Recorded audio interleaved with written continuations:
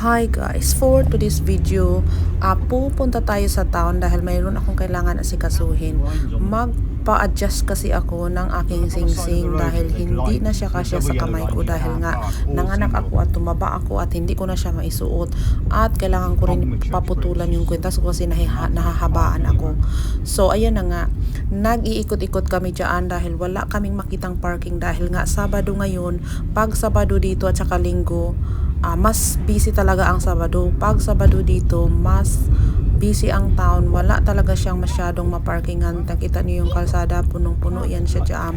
So yung bandang right side, sabi ko pumunta tayo dyan at baka meron tayong makitang maparkingan dyan. Pero halos 2 bisis kami bumalik dyan dahil walang space. Tingnan nyo, punong-puno talaga siya. So ikot lang kami ng ikot hanggang sa wala pa rin kaming makita. So sabi ko sa asawa ko, pumunta tayo doon sa ibang mga eskinita, baka meron doon, pero wala pa rin kaming makita. So bumalik na naman kami dyan para maghihintay kung meron mang aalis na pwede naming maparkingan.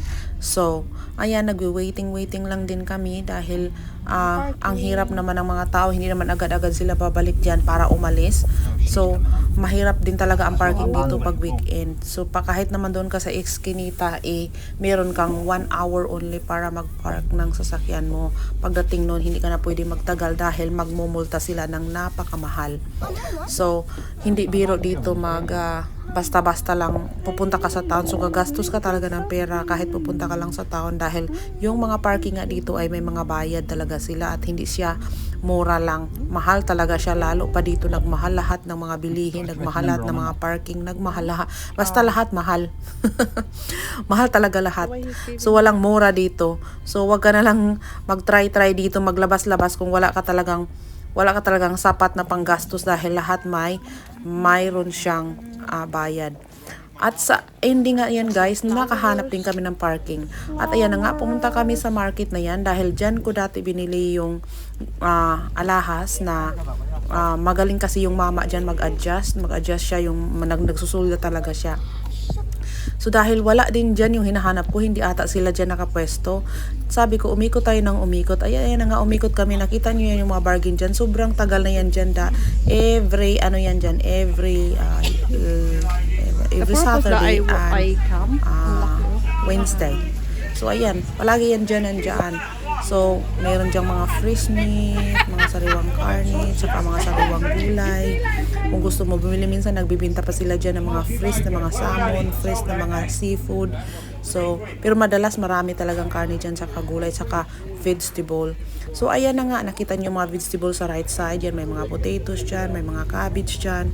Pero sabi ko, dahil wala yung kailangan ko dyan, pumunta na tayo doon sa main town. So ayan na nga, naglalakad kami sa main town kasi maghahanap na lang kami ng masusuot ni Luella sa kanyang swimming costume dahil sasali siya sa swimming. Kailangan niya, meron siyang masusuot sa kanyang swimming sa school. So pupunta lang kami doon sa damitan para makahanap ng swimming costume. Pero worried kami dahil nga dito winter, baka walang binta. Pero dahil nga pa spring season na nagulat kami at meron kaming nakitang bagong labas daw talaga yan nilang hinanger ngayong araw na yan. Meron kaming nakitang first day nilang hinanger na mga swim costume. So ayan, nagtitingin-tingin muna talaga ako at dahil meron akong nakitang mga item dyan, pero hindi ako kasi yung taong hindi ako bibili pag hindi ko naman siya kailangan, or minsan pag meron akong bibigyan. So hanggang tingin na lang. Tingin-tingin lang tayo dyan. So dahil ang ang pinunta talaga namin dyan, yung sadya namin yung swimming costume. At ayan na nga, nakita ko sila dyan mag-ama. Busy sa kapipili kung alin ba talaga ang gustong-gusto nila. At ayan, napili ni Daddy yung blue na yan. Sabi ni Luella, ayaw daw niya yung blue na yan dahil panglalaki. Panglalaki daw yan. So ayan, hindi niya talaga gusto. At sabi ni Daddy, ito naman na kulay, pero maganda sana yung pang-itaas, pero hindi pwede yung pang-ibaba kasi bawal yun. Kailangan gusto niya yung tagong-tago yung katawan niya. So sabi talaga ng Daddy, try mo na lang talaga itong blue dahil wala tayong choice. So ayun na nga. nagmerienda muna kami. Pagkatapos namin doon magbili, nakuha namin, hindi talaga yung blue na nakuha namin yung parang unicorn na pink swimming costume. At tuwang-tuwa talaga siya. So purple daw, hindi pink. So tuwang-tuwa talaga siya. Pagkatapos namin magmerienda, nagpasya kami na wag muna umuwi agad dahil meron kaming 2 hours parking. Pupunta muna kami sa diyan sa bridge na yan dahil para makita namin yung view ng baha dahil yung baha dito ngayon sobra pag umulan siya, talaga nga aapaw talaga ang tubig dito sa Tewksbury area. So ayan. Nakakatakot yung baha dyan dahil sobrang lalim siya. Tapos yung current ng tubig sobrang bilis. So wag na wag ka dyan talaga basta-basta na mahulog dyan dahil iwan ko na lang kung saan ka pupulutin pag dyan ka nahulog. Tingnan nyo naman yung agos ng tubig, sobrang lakas.